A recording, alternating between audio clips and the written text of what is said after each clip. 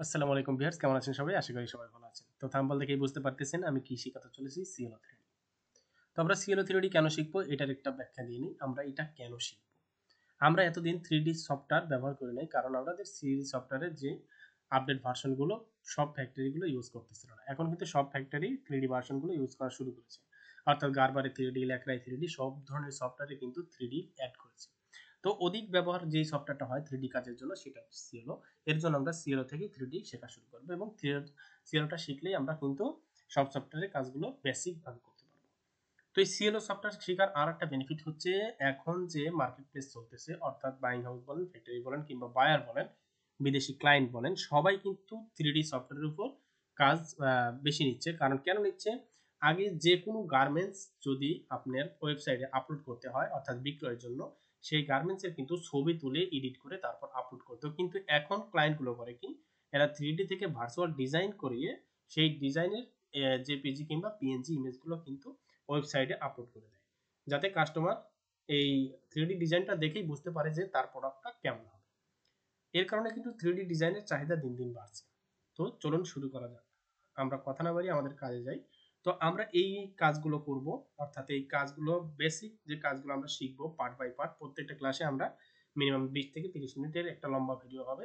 যারা মনোযোগ দিয়ে ভিডিও দেখবেন অবশ্যই কমেন্ট করে জানাবেন পরবর্তী ভিডিও আপনার লাগবে কিনা, কি ধরনের ভিডিও লাগবে, কোন ধরনের ভিডিও চাচ্ছেন আপনি কমেন্ট করে জানাবেন। আমি চেষ্টা করব সেইভাবে সেই ধরনের ভিডিওগুলো তৈরি করতে। তো এখানে দেখতে পাচ্ছেন যে সিএলও যে ওপেন করার পর ইন্টারফেসটা থাকে, বেসিক যে প্রত্যেকটা সফটওয়্যারেই থাকে, অ্যাডোবি বলেন, ইলাস্ট্রেটর বলেন, তারপরে ফটোশপ বলেন, সব সফটওয়্যারে কিন্তু বেসিক ইন্টারফেস একই। এখানে ফাইল আছে, এডিট আছে, তারপরে 2D প্যাটার্ন, এই সুইংগুলো অর্থাৎ এই অপশনগুলো কিন্তু আমাদের এখানে টুলস বারসে থাকে। প্রত্যেকটা সফটওয়্যারে কিন্তু সেম ওয়েতে লেআউট কিন্তু করা থাকে। তো অ্যাডোবি ইলাস্ট্রেটর, ফটোশপের মতো একই রকমের যে ইন্টারফেস আপনি চেঞ্জ করতে পারবেন, এখানে সিমুলেশন করতে পারবেন, অ্যানিমেশন করতে পারবেন, প্রিন্ট লেআউট করতে পারবেন। এই ধরনের প্রত্যেকটা অপশন কিন্তু প্রত্যেক সফটওয়্যারের কিন্তু ইন্টারফেস মোটামুটি একই রকম থাকে, বেসিক যেটা। তো আমাদের যে কাজটা করব, আমরা কাজের মাধ্যমে কাজ শিখব, যে আমরা এই অপশন দিয়ে কি কি কাজ করতে পারি। তো এখানে দেখতে পাচ্ছেন গার্মেন্ট। আমি যদি এখানে ক্লিক করি, ক্লিক করার পরে এখানে দেখতে পাচ্ছেন ফিমেল টি শার্ট এবং মেল টি শার্ট। তো আমি অ্যাভাটারটা নিয়েছি, অর্থাৎ এখানে ক্লিক করার পরে যে অ্যাভাটারটা আছে এই মেল অ্যাভাটারটা নিয়েছি। তো এখানে আমি গার্মেন্টসে ক্লিক করলাম, ক্লিক করার পরে কিন্তু আপনি এখানে মেল অ্যাভাটারটা আমি সিলেক্ট করে দিলাম, অর্থাৎ আমি এই শার্টটা এখানে চাচ্ছি। তো এরপরে আছে আমাদের হ্যাঙ্গার। এই হ্যাঙ্গারের অ্যাভাটারের কাজ শেষ। হ্যাঙ্গারের কাজও সেম। আমি যদি এখানে হ্যাঙ্গারে ক্লিক করি, তো আমার 3D অপশনে এখানে হ্যাঙ্গারটা চলে আসবে। আমি যদি রিসেট দিই, তো এখানে কিন্তু হ্যাঙ্গার আসবে এই ম্যানিকুইনের পরিবর্তে। তো আমি এটা বাদ দিলাম। তো ফেব্রিক্স, এখানে ফেব্রিক দেখতে পাচ্ছেন, এই জিনিসটা খুব ইম্পর্টেন্ট। আমি কেন বলি আপনাদের অ্যাডোবি ইলাস্ট্রেটর শিখতে, যে এখানে যে ফেব্রিক্স অপশনগুলো দেখতেছেন, এই ফেব্রিক্সগুলো কিন্তু অ্যাডোবি ইলাস্ট্রেটর কিংবা ফটোশপে এই স্ট্রাকচারগুলো ডিজাইন করা। এই ডিজাইনগুলো কিন্তু আপনি এখানে ব্যবহার করতে পারবেন, কিংবা যারা ব্যালেন্ডার ডিজাইন পারেন, অর্থাৎ ব্যালেন্ডার সফটওয়্যারটা পারেন, তারা কিন্তু এই কাজগুলো করতে পারবেন। আসলে এত সফটওয়্যারের নাম কেন বলতেছি, ব্যালেন্ডার, অ্যাডোবি ইলাস্ট্রেটর, ফটোশপ। আপনাকে কাজ করতে হলে বিভিন্ন ধরনের সফটওয়্যারের কাজ জানতে হবে ভাই, আপনাকে পরিশ্রমী হতে হবে। আপনি অলস হলে আপনি কাজ করতে পারবেন না এবং আপনার ফিউচার ড্যামেজ। আপনি ভাবতেছেন যে আমি গারবার পারি, কেন 3D শিখবো, কেন আবার অ্যাডোবি ইলাস্ট্রেটরের সাথে শিখতে হবে।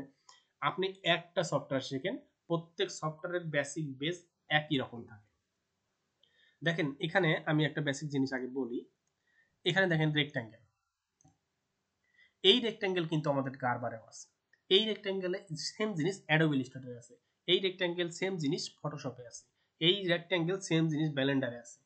তো সেম জিনিস, একই জিনিস প্রত্যেকটা সফটওয়্যারে থাকে। আপনি একটা সফটওয়্যার যদি ভালো মতো শিখতে পারেন, প্রত্যেকটা সফটওয়্যারের বেস আপনার একই মনে হবে।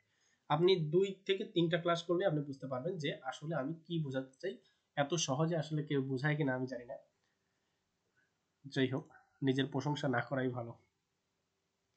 এখানে দেখতে পাচ্ছেন অ্যাভাটার। তো এখানে ফেব্রিক্স এর কথা বলতেছিলাম। ফেব্রিক্স এখান থেকে আপনি ক্লিক করে দেখতে পারেন যে কোন ধরনের ফেব্রিক্স আপনার লাগবে, কোন ধরনের স্ট্রাকচার।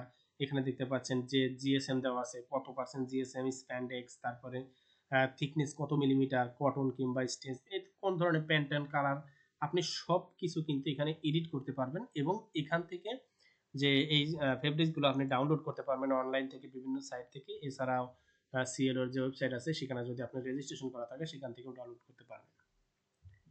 তো হার্ডওয়্যার অ্যান্ড এখানে টিমস দেখতে পাচ্ছেন। তো হার্ডওয়্যার এবং টিমস এর মধ্যে আমাদের যেই জিনিসগুলো থাকে সাধারণত বেসিক জিনিস যেটা থাকে সেটা থাকে ধরুন বাটন হোল, গ্রাফিক্স এবং জিপার।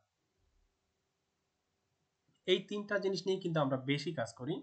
তিনটা জিনিসের মধ্যে আমাদের বেসিক কাজগুলো হয়ে যায়। তাছাড়াও আমাদের যদি কোনো আর্ট ওয়ার্ক ডিজাইন করতে হয় অর্থাৎ গ্রাফিক্স, এখানে ক্লিক করলাম যে গ্রাফিক্স, এখানে দেখতে পাচ্ছেন সিওলোর একটা লোগো চলে আসছে।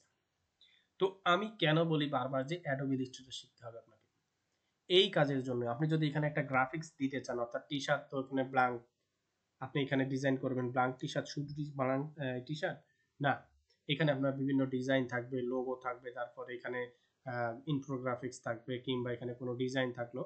তো সেই ডিজাইনগুলো করতে গেলে কিন্তু আপনাকে অ্যাডোবি ইলাস্ট্রেটরে ডিজাইন করতে হবে। অ্যাডোবি ইলাস্ট্রেটর, ফটোশপ, ইনস্কেপ এই ধরনের সফটওয়্যারে কিন্তু আপনি এগুলো ডিজাইন করে নিয়ে এসে এখানে পেস্ট করতে পারবেন কিংবা আপলোড করতে পারবেন। তো ম্যাটেরিয়াল সেম জিনিস। স্টেজ জিনিসটা আপনারা দেখেছেন 3D যে হাঁটে কিংবা র্যাম্পে যে মডেল হাঁটে, এই র্যাম্পে মডেল হাঁটার মতো করে কিন্তু আপনারা এই ম্যানিকুইনটাকে কিন্তু হাঁটাতে পারবেন। সেইটা র্যাম্প, ওটা একটা অ্যাডভান্স লেভেলের কাজ, ওটা আমি এখন করতেছি না, কারণ ওইটা করতে গেলে আমার এখানে রেন্ডারিং করতে হবে, রেন্ডারিং করতে গেলে অনেক সময় লাগবে। তো ওটা আমি একদিন পরে দেখাবো এই জিনিসটা। তো এই ছিল আমাদের যে বেসিক জিনিসটা। এখানে আমাদের যে এই টুলসগুলো আছে, এই টুলসগুলো কিন্তু সেম আমরা এখানে পাবো। আমরা যখন মূল যে বেসিক যে টুলস নিয়ে আলোচনা করব তখন কিন্তু এই টুলসগুলো কিন্তু পাবো। আমরা আজকে এই পর্যন্তই। তো যারা আমার চ্যানেলটিকে সাবস্ক্রাইব করেন নাই তারা অবশ্যই সাবস্ক্রাইব করবেন আর অবশ্যই মনোযোগ দিয়ে ভিডিওগুলো দেখবেন।